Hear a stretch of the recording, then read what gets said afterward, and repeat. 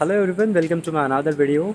As we all know, currently we are going through a lockdown phase and this is lockdown 4.0 and we don't know, like at least I don't know कि ये कितने दिन तक और रहेगा और कितने ये वर्जन्स हमको देखने पड़ेंगे.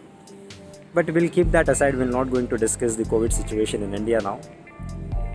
But because of this COVID situation, because of this lockdown, many of us may not be able to ride their bike on the regular basis. So there was one question on the Facebook group posted by some Suzuki SF250 rider that he said वो काफ़ी दिनों से उसके bike को उसने देखा नहीं है because he is in some other city and now it's more than 2 months उसने उसकी बाइक शुरू नहीं की थी. Now he is worried like कि क्या होगा once the lockdown gets over and he will go to his bike and he will start his bike. Like what should be the checkpoints he should look after before getting start riding that bike. So I have few points which I would like to make here and I would like to share with you guys. Definitely I am not an expert. I may miss or I might be wrong in the few points, but this is my personal opinion. If you wish to add few your points into this, so definitely you can comment in the comment box below. Before going further into this video, there is one disclaimer. I am not a professional blogger और मैं camera shy भी हूँ.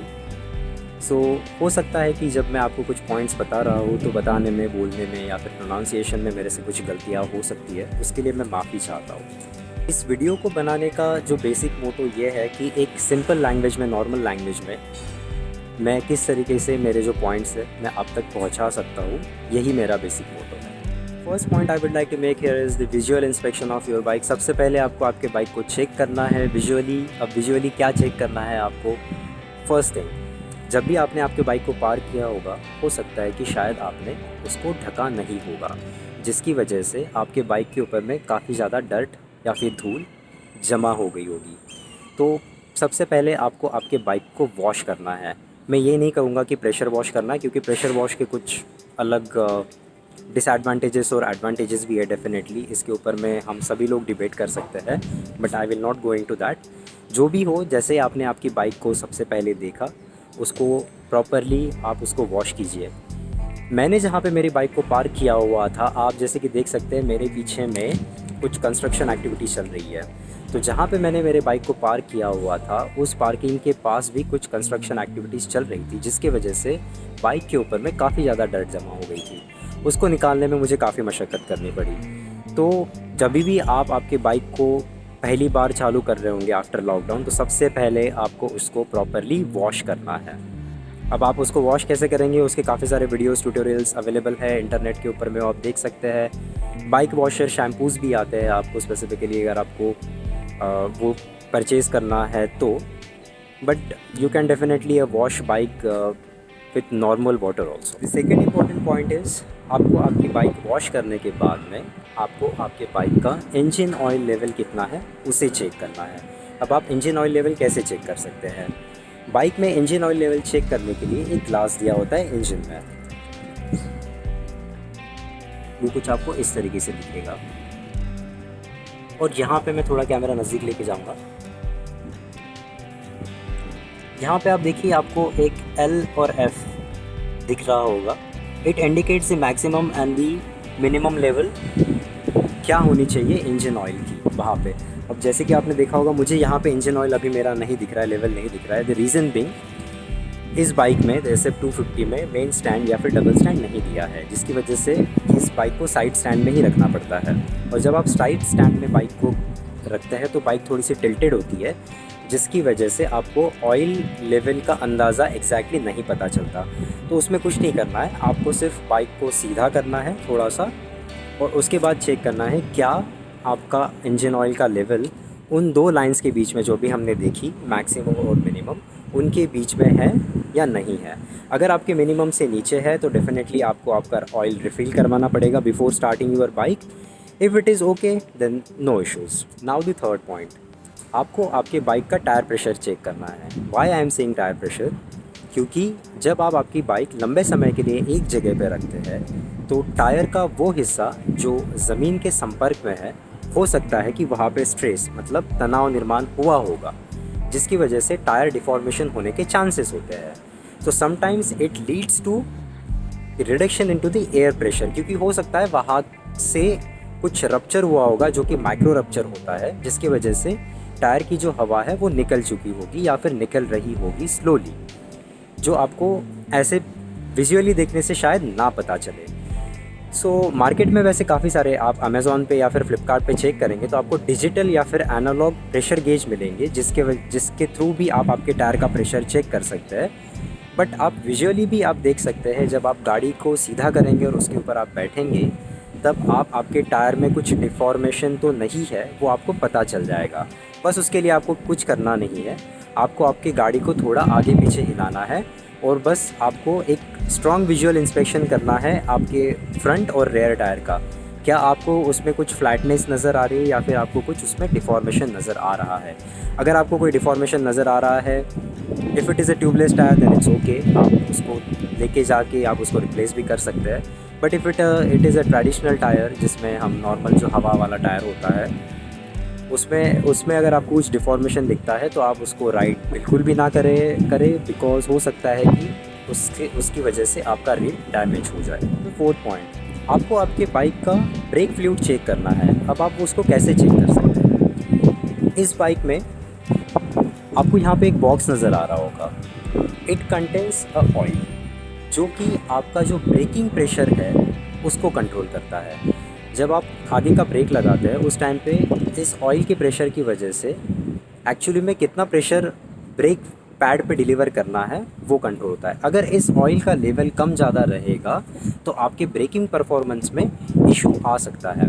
इन this SF250 we have oil box at 2 location. ये rear brakes के लिए है और ये जो पहले मैंने दिखाया था आपको ये फ्रंट ब्रेक के लिए है।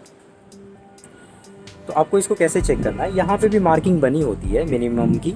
अगर उसके नीचे आपका फ्लूइड है, आपका ऑयल है, तो आपको उसको रिफ़िल करना है। कौन सा ऑयल आपको रिफ़िल करना है, अगर आप आपके बाइक का यूज़र मैनुअल देखेंगे तो उसमें क्लियरली लिखा होता है कि ब्रेक फ्लूइड में कौन सा ऑयल लगेगा, उसका कुछ ग्रेड या फिर कुछ नाम लिखा होगा, वो आप देख लीजिएगा। 5th पॉइंट, कूल सिस्टम है। आपको आपके कूलेंट का लेवल चेक करना बहुत ज़रूरी है। मेरे बाइक में अभी this is a oil cool bike, तो इसमें कोई कूलेंट का लेवल कहीं पे दिखाने का प्रोविज़न नहीं है, वरना मैं आपको दिखा देता।